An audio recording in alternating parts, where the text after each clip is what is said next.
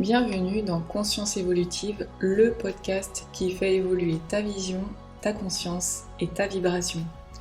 Dans ce podcast, je vais te proposer un autre regard sur ta réalité. Je suis une sorte d'exploratrice de l'existence et mon souhait ici est de te partager mes découvertes et mes prises de conscience. Aujourd'hui, on continue sur le sujet de l'identité.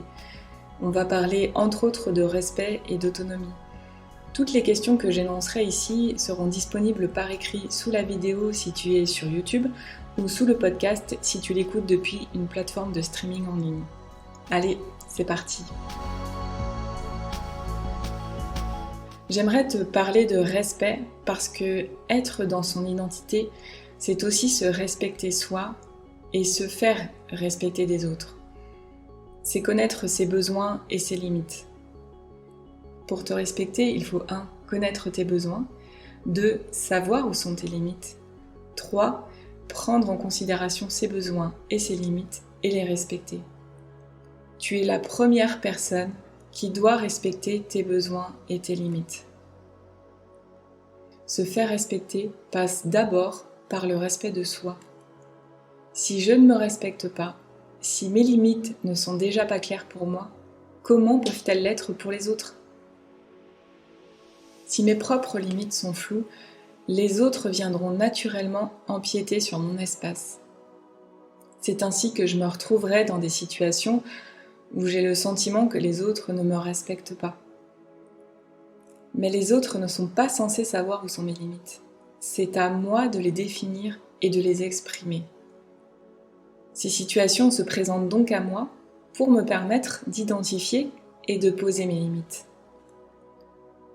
Alors je te pose ici ces questions. As-tu le sentiment de ne pas être respecté des autres ? Si oui, connais-tu tes besoins ? Sais-tu où sont tes limites ? Les respectes-tu toi-même ? Et sais-tu les exprimer ? Être soi tout le temps ne veut pas dire s'imposer à l'autre. Il y a une nuance entre être authentique et être capable de s'adapter à certains contextes, à certains us et coutumes.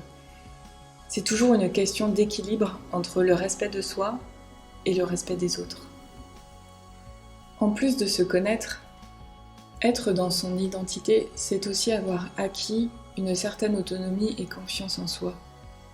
Comme un enfant qui marche sur ses 2 jambes et qui n'a plus besoin de s'agripper à des choses pour pouvoir tenir debout et marcher seul. Dès lors que l'on est dans son identité, on n'a plus besoin de support extérieur. On est capable d'avancer en toute autonomie. D'ailleurs, quand on se repose sur quelque chose, on ne peut qu'être à l'arrêt, tout simplement, on n'avance plus. La mesure de notre autonomie, nous pouvons l'avoir en observant notre capacité à ne plus se référer à l'extérieur, à s'écouter soi. Ce n'est plus l'autre qui sait, c'est moi qui sais. Je sais ce qui est bon pour moi.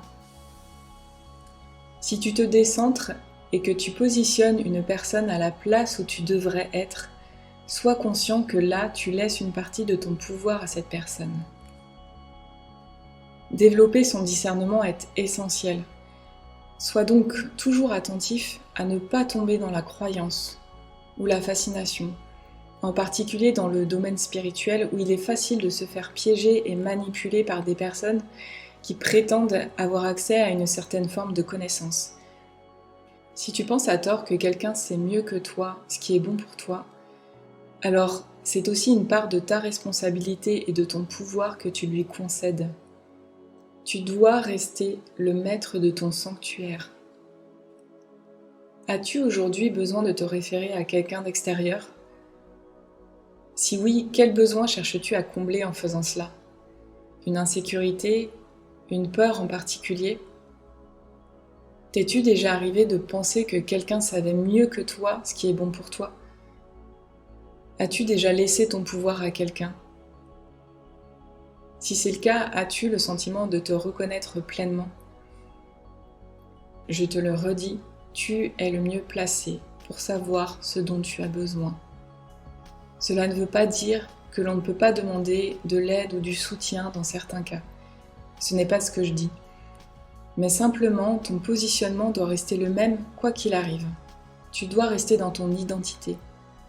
C'est-à-dire que tu es le mieux placé pour savoir ce qui est bon pour toi en tout dernier lieu. Tu restes le seul décideur pour toi-même. Tu dois rester le seul capitaine de ton navire.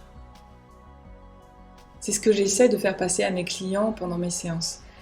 Je les aide simplement à sortir de la tempête pour pouvoir naviguer de nouveau par eux-mêmes. C'est cela pour moi le rôle d'un thérapeute. Donner un coup de pouce, accompagner sur un bout du chemin sans faire le chemin à la place de cette personne.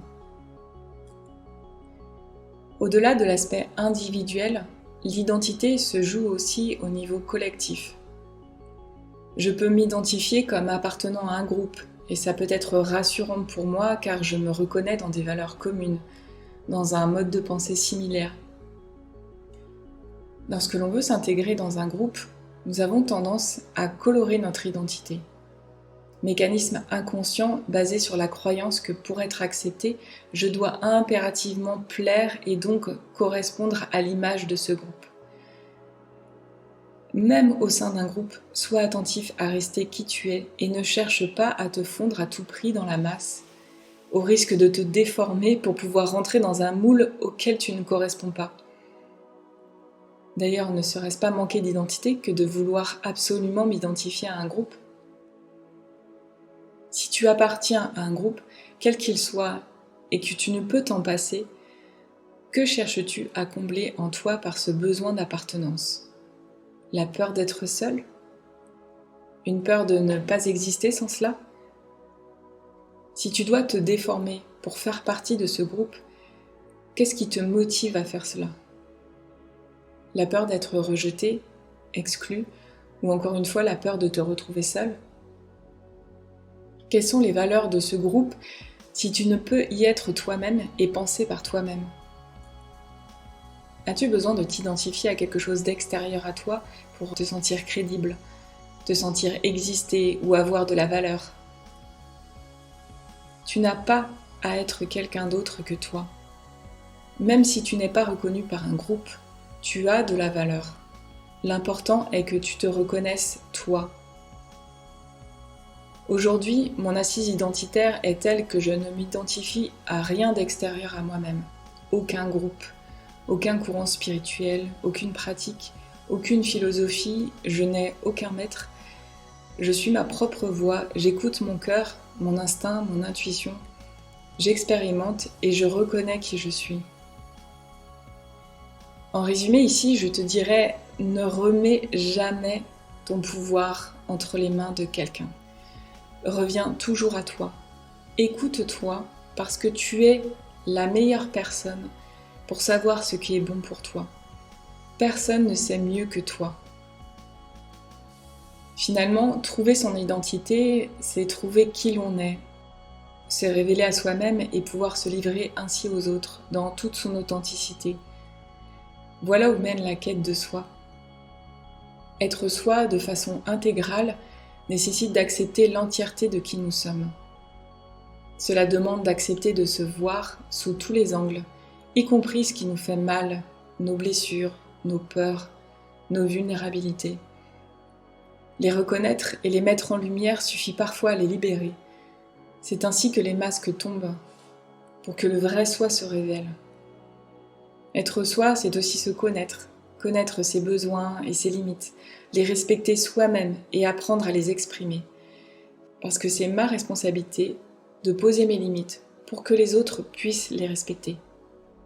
Sans ça, je laisse la porte ouverte et n'importe qui peut s'infiltrer dans mon espace intérieur. Je suis responsable de mon espace et de mon pouvoir. Je suis la meilleure personne pour savoir ce qui est bon pour moi. Et quand je me sens perdue, c'est en me reconnectant à mon cœur que je retrouve le chemin. Expérimenter pour apprendre à se connaître et reconnaître qui nous sommes vraiment, n'est-ce pas ça un début de l'existence ? J'approfondirai plus tard certains points que j'ai abordés ici. Je te rappelle que tu pourras retrouver toutes les questions par écrit sous la vidéo si tu es sur YouTube ou sous le podcast. J'espère que cet épisode t'a plu et si c'est le cas, je t'invite à le partager et à t'abonner pour ne pas rater les prochains. Je te dis à très vite.